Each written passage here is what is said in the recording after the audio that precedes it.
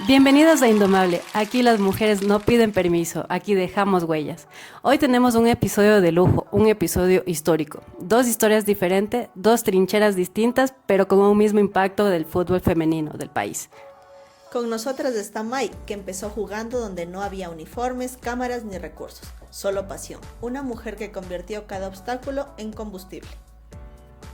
Y también está la profe Meche, que desde el mundo universitario tuvo que demostrar una y otra vez que la disciplina y la calidad no tienen género. Dos historias distintas, una misma meta, darle al fútbol femenino el espacio que siempre mereció. Profe Meche, algo que me gustaría saber de ti y que muchas personas también nos gustaría conocer más de ti. ¿Quién eres tú? ¿Qué te gusta a ti? ¿Qué te impulsó a seguir desde pequeña el fútbol? ¿Por qué sigues en el fútbol? Queremos saber un poco más de ti. Coméntanos. Bueno, yo soy Mercedes Añamice, tengo dos hermanos varones culpables de que me guste el fútbol porque no jugaba muñecas. Entonces, mi padre también, a un amante del deporte, era de los que si me ponían vestido me ponía una pantaloneta por debajo porque igual decía que el movimiento era salud, él corre hasta el día de hoy. Entonces, tener una salud adecuada para mi padre era súper importante y más si eras mujer, entonces siempre me inculcó el hecho de hacer deporte. Creo que una de mis aficiones fue estudiar. Tengo una maestría en entrenamiento deportivo, otra en educación, justamente porque mi vocación es ser docente. Y creo que el fútbol fue parte de esto también porque me ayudó a tener becas para poder estudiar las carreras que a mí me llevaron a la docencia. Bueno, y creo que de la visión del ver que el fútbol no tenía nada, se fue construyendo también el tema que a través de mi carrera pueda hacer una investigación de mercados y trabajar sobre el tema del fútbol. Entonces, por eso creo que fue este contexto de algo más podemos hacer porque es un segmento de mercado en el que no se ha trabajado y nos han abandonado. Y por eso empecé a trabajar con el fútbol. Muchos me dicen que es una locura, pero continuamos en la labor y ha sido para positivo. Lo más lindo de todo es que lo estás haciendo con pasión porque es algo que te ha gustado desde pequeña. Entonces, cuando uno hace las cosas con pasión y aparte las pones en tu ámbito laboral, es satisfactorio porque es una combinación perfecta. Hacer algo que te gusta no es sacrificio, no es nada porque es algo más bien una pasión que tú puedes demostrar. Y así justamente es la forma en que la gente conecta con esto, porque cuando tú empiezas por la parte emocional o la parte que a ti te gusta algo, conectas más con la gente.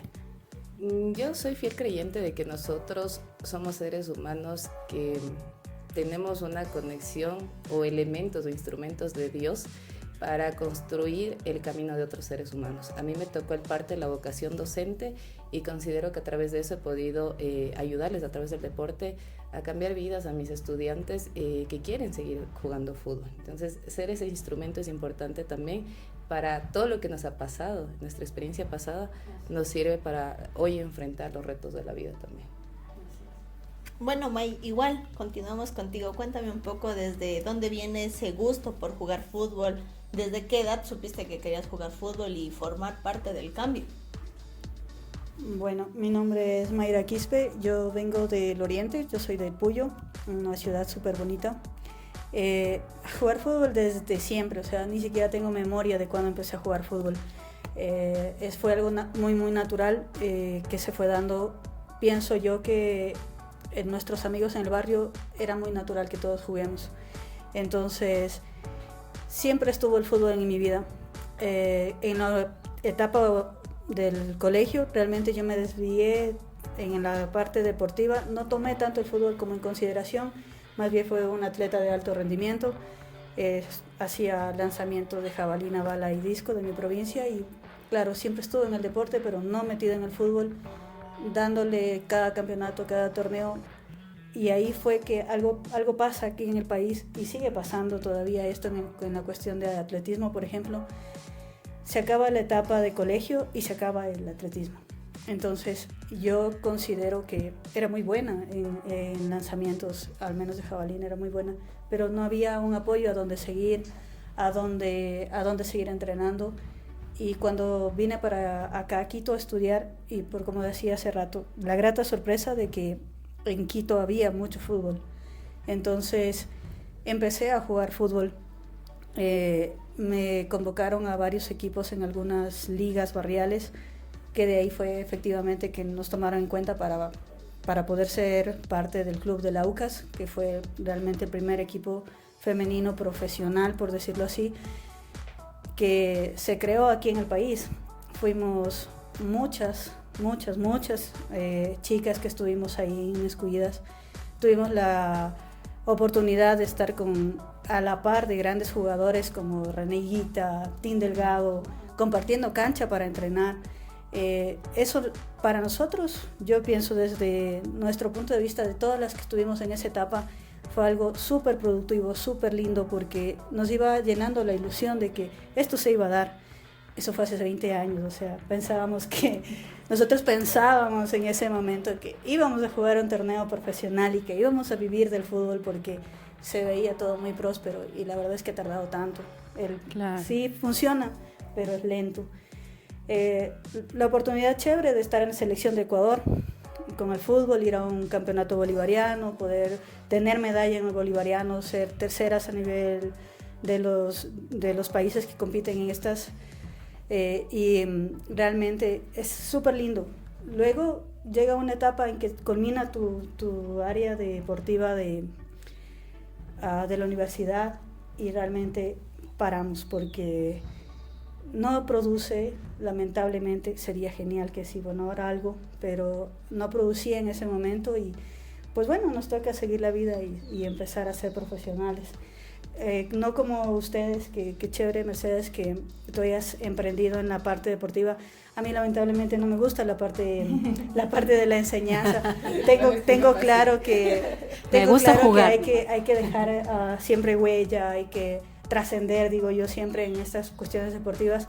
Pero para mí ha sido chévere poder decir que cuando me conocen o alguien me reconoce por ahí, es que tenga un impacto positivo, que me haya visto de manera bien, que pueda hablar cosas lindas de ti, pueda recordarte cosas chéveres, pero como trascender así. Pero en la parte deportiva sí les dejo el camino a la profe Meche. Yo he construido a mi parte profesional aparte, y a eso es lo que ahora me dedico. La verdad es increíble estar en este nuevo torneo, hace ilusión, de la buena, y pues aquí está. May, cuando miras atrás, ¿qué crees que aportaron cada una? O sea, haciendo todo, mirando completamente para atrás, sí pienso que hemos sido partes fundamentales y pilares fundamentales en todo esto. Cada una de las que estuvieron en ese momento, no solo yo, no solo Mercedes, hay un grupo de mujeres bastante grande que estuvo atrás de todo esto, que impactó y que ahora es lo que es el fútbol femenino en el país. Nos falta full, pero ha sido que aportamos, pusimos esa semillita para empezar a que esto se dé. Nosotros, desde, como les decía antes, desde el primer reclamo fuera de federación para solicitar esto, a que luego soliciten los cupos para las Libertadores, vivir el torneo como se vive en este momento, todos hemos sido una pieza fundamental, la semillita, digo yo. Perfecto, muy bien, sí. También usted, profe Meche, la misma pregunta. ¿Qué creo que aportamos? Yo creo que rebeldía y vencer los miedos, porque al final sí pusimos yo considero en lo personal, sí puse mucho en juego en el hecho de poder dar la cara para que tengan ciertos cambios en el fútbol femenino a través de un trabajo diferente, pero eso sí nos ha costado. Hasta el día de hoy en imagen y demás sí ha costado mucho, porque varias puertas se te cierran. Sin embargo, la gente que conoce y sabe cómo se hizo el proceso lo valora. Entonces creo que eso, no sé si sirvamos después para la historia, pero debe ser por lo menos una plataforma de que muchas chicas actualmente deberían perder el miedo. No deben vivir con miedo. Sí, y es realmente admirable lo que cada una de ustedes ha dejado y han hecho para que hoy en día el fútbol femenino sea más nombrado, sobre todo que las niñas también tengan este impulso de también de seguir aprendiendo, y que tengan obviamente personas como ustedes, mujeres como ustedes, que les impulsan a que sigan cumpliendo sus sueños, que no las callen, como justamente dice la profe Meche, que pongamos la parte rebelde, aunque tengamos que hacerlo, pero no por lo que nos dirán o por lo poco que nos puedan apoyar, dejarnos vencer, porque ustedes son la muestra de esto, de que muchas veces les cerraron la puerta y ustedes siguieron, y realmente yo admiro eso, porque realmente el hecho de que te cierren la puerta sí te deja un bajón. Entonces el hecho de que ustedes sigan insistiendo cada año o siempre en seguir y seguir, realmente es admirable, porque seguramente no solamente son ustedes, son muchas también, muchas más chicas que han pasado exactamente lo mismo y se unen justamente para seguir avanzando juntas en todo esto. En el fútbol barrial y en el universitario hay diferencias enormes, pero también retos en común. ¿Cuáles fueron las trabas más duras en sus respectivos mundos?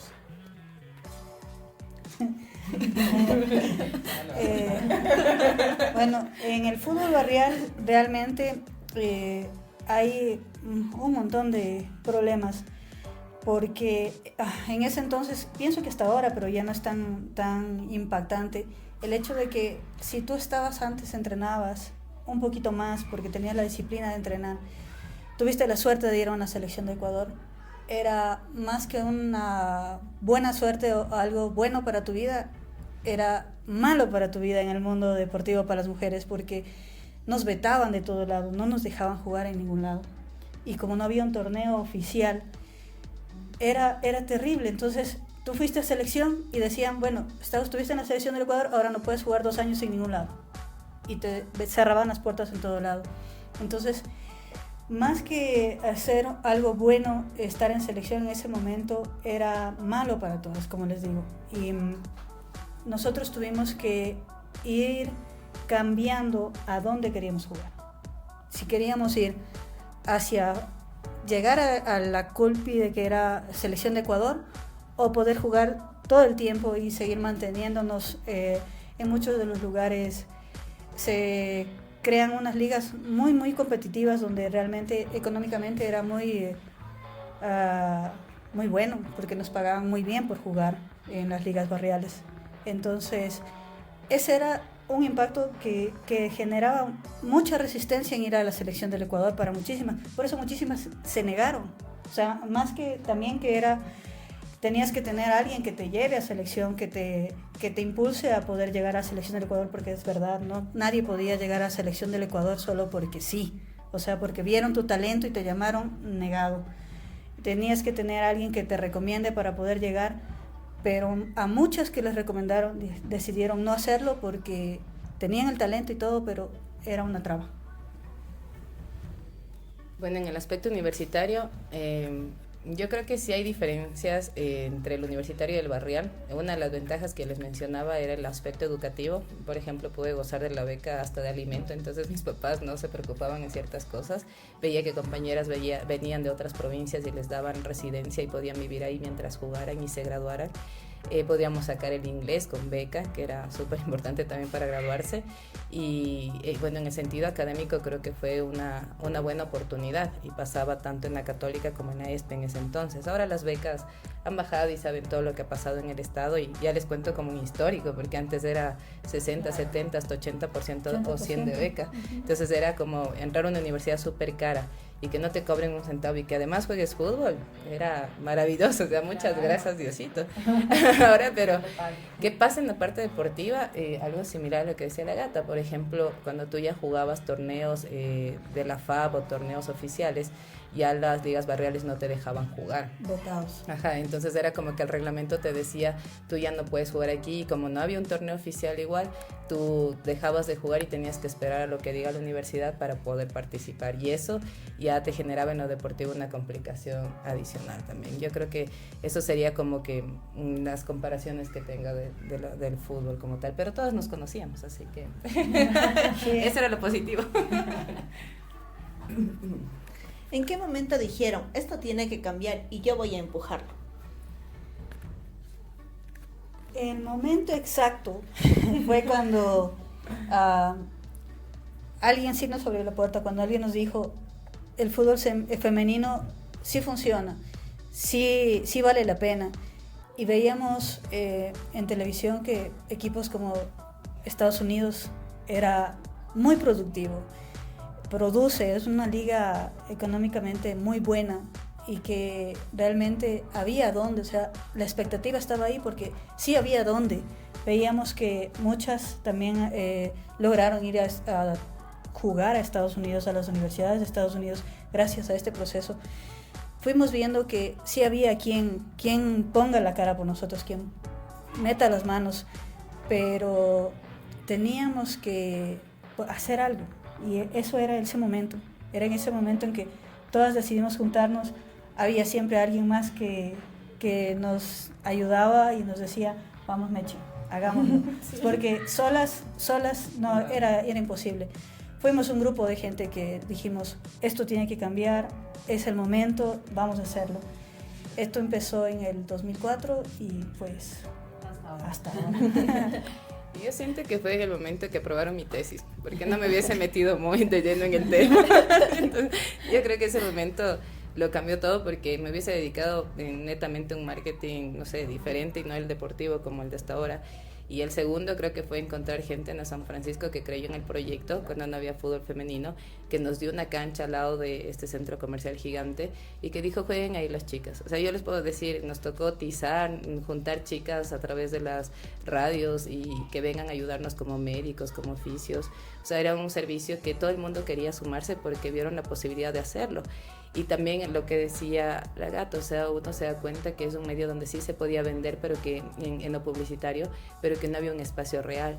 Y ahí entran los medios de comunicación. O sea, una primera entrevista para el fútbol femenino fue en Carnaval, un martes, cuando nadie te escucha. Y cuando hablamos del fútbol femenino, el periodista dijo, aquí hay material, vamos a hablar con el siguiente, que era Alfonso Lazo. Y cuando contamos la historia, la adoptaron y abrieron un espacio en ese medio de comunicación.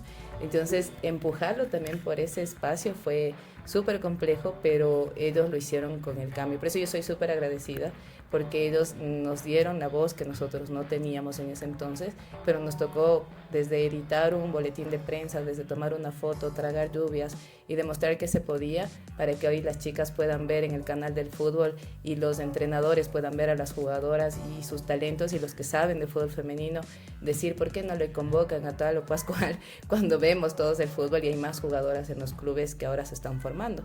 Eso antes era imposible, entonces yo creo que ese sentir de hay algo más por hacer ahí me sirvió para seguir empujando desde el sendero donde yo me encontraba.